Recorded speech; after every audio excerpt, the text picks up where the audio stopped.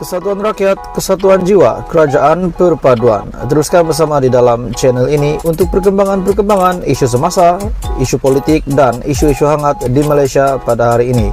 Jangan lupa teruskan bersama di dalam channel ini. Tekan butang like, share, dan subscribe channel ini untuk perkembangan terkini politik di Malaysia.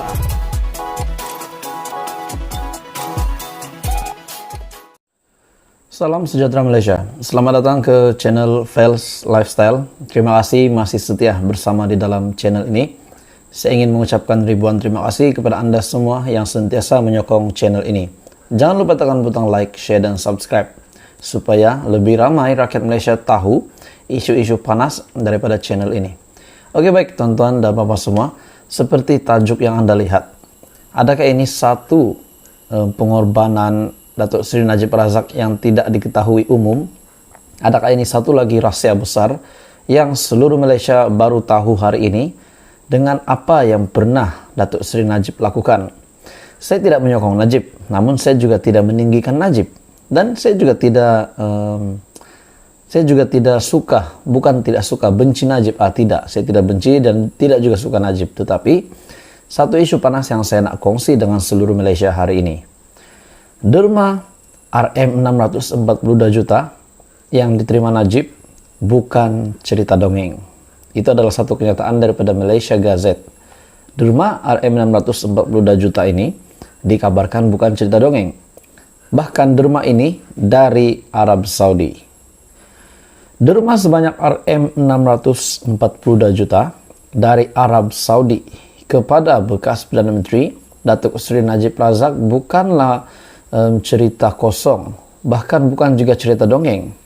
Sebaliknya, beberapa pihak telah mengesahkan kewujudan derma ini ketika dipanggil sebagai saksi sepanjang perbicaraan di mahkamah. Menurut seorang pengendali akaun Facebook Najib Razak, antara pihak yang terbabit, bahkan yang terbabit ialah SPRM sendiri dan juga M-Bank, selain daripada bukti-bukti yang ada dalam bentuk dokumen transaksi pemindahan dana SWIFT. Katanya, penghakiman bertulis, Hakim Datuk Nazlan Muhammad Ghazali turut mengaku terdapat pemindahan dana tersebut. Tetapi dia kata, ianya tidak boleh disahkan sebagai derma dari Raja Saudi Arabia sebab Raja Abdullah tak tulis namanya sebagai pembayar dan ianya tidak ditulis secara nyata dalam dokumen SWIFT bahwa ianya merupakan derma dari Raja Abdullah dari Raja Saudi Arabia. Namun, pendakwaan serta hakim tidak pernah jelaskan kenapa pula Kementerian Keuangan Arab Saudi sanggup membayar Najib dengan jumlah yang sebegini banyak. RM642 juta bukan dana yang sedikit.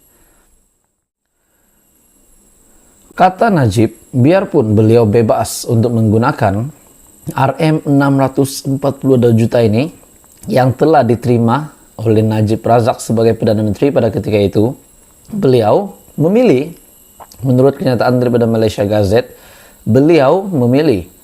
Najib memilih untuk menggunakan duit RM642 juta ini bukan untuk pribadi.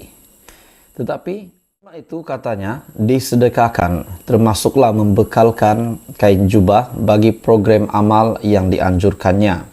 Turut dimanfaatkan kepada imam, tahfiz dan lebih 7.000 masjid di seluruh negara.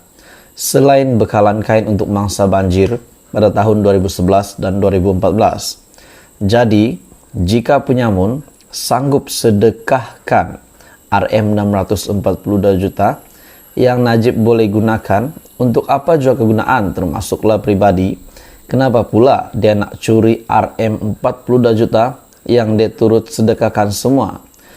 Ramai yang menggelar Najib penyamun, bahkan semakin menguatkan persepsi itu sebab beliau berada di penjara hari ini. Yang menggelar Najib penyamun, berapa ringgit pula yang mereka sedekahkan katanya. Najib turut menyindir pihak tertentu agar tidak memetik dana yang dikenali sebagai RM 2.6 bilion sebab ianya turut disahkan dalam mahkamah bahwa dana tersebut telah dipulangkan kepada penghantar 4 bulan selepas diterima. Malah, kata Najib, beliau didakwa 9 kali karena menerima dana itu dan 6 kali lagi sebab memulangkannya. Jadi, tuan-tuan dan puan semua, kenyataan daripada Malaysia Gazette, derma RM 642 juta dari Arab Saudi bukan cerita dongeng. Apa komen Anda? Adakah benar RM 642 juta ini yang dikabarkan di derma dari Arab Saudi digunakan Najib untuk menderma sepenuhnya ataupun mungkin digunakan untuk pribadinya? Tapi melalui kenyataan daripada Malaysia Gazette hari ini, bahwa derma RM 642 juta ini didermakan untuk sumbangan-sumbangan dan sebagainya. Jadi apa komen Anda berita hari ini? Teruskan bersama di dalam channel ini. Patutkah beliau dipenjara selama 12 tahun? Satu isu hangat yang saya nak kongsi, saya nak bertanya pendapat dengan kamu. Patutkah beliau dipenjara? Patutkah beliau terima hukuman sebegini? Dan sudah pasti sesiapa yang dikenakan hukuman, sesiapa yang dikenakan tindakan undang-undang, disamankah, dipenjarakah, dan sebagainya lah, dimasukkan ke lokap kah, bertahun-tahun kah, selama-lamanya kah, mesti ada sebab. Hari ini satu isu hangat yang saya nak kongsi dengan kamu. Tapi sebelum itu, saya meminta jasa baik kamu untuk tekan butang like, share dan subscribe video ini, channel ini, supaya Anda tidak terlepas perkembangan politik daripada channel ini. Hari ini tuan-tuan dan puan semasa saya melihat berita-berita politik di Malaysia, isu semasa, satu berita yang sangat bagi saya sangat menggemparkan saya betul-betul nak kongsi dengan kamu semua. Seorang telah dipenjara selama 12 tahun. Tapi bukan ahli politik Malaysia. Perenang Belarus dipenjara 12 tahun. Ini mengejutkan tuan-tuan dan puan semua. Moskow, Mahkamah Belarus menjatuhkan hukuman penjara 12 tahun kepada bekas juara dan perenang negara itu yang bernama Alexandra Herasimenia. Alexandra dalam karirnya pernah meraih pingat Olimpik dan bersara pada tahun 2019, hidup dalam buangan di negara sendiri sejak musim luruh pada 2020, tidak hadir pada perbicaraan itu. Perenang berusia 36 tahun itu didapati bersalah atas pelbagai tuduhan, termasuk gesaan supaya dikenakan tindakan yang mengancam keselamatan negara Belarus, kata kumpulan hak asasi Viasna. Alexandra mengasaskan Yayasan Solidarity Sukan Belarus BSSF susulan protes besar-besaran yang tercetus pada Ogos 2020 menentang pemilihan semula Presiden Alexander Lukashenko. Yayasan itu juga memberikan bantuan keuangan dan undang-undang kepada atlet yang disasarkan oleh pihak berkuasa. Ia juga menyokong boikot acara sukan yang diadakan di Belarus dan menggesa jawatan kuasa Olimpik Antarabangsa ataupun IOC untuk menggantung negara bekas Soviet itu.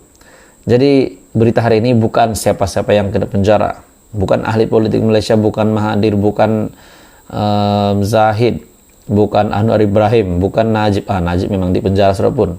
Bukan ahli politik Malaysia, tapi satu isu hangat yang saya kongsi dengan kamu hari ini.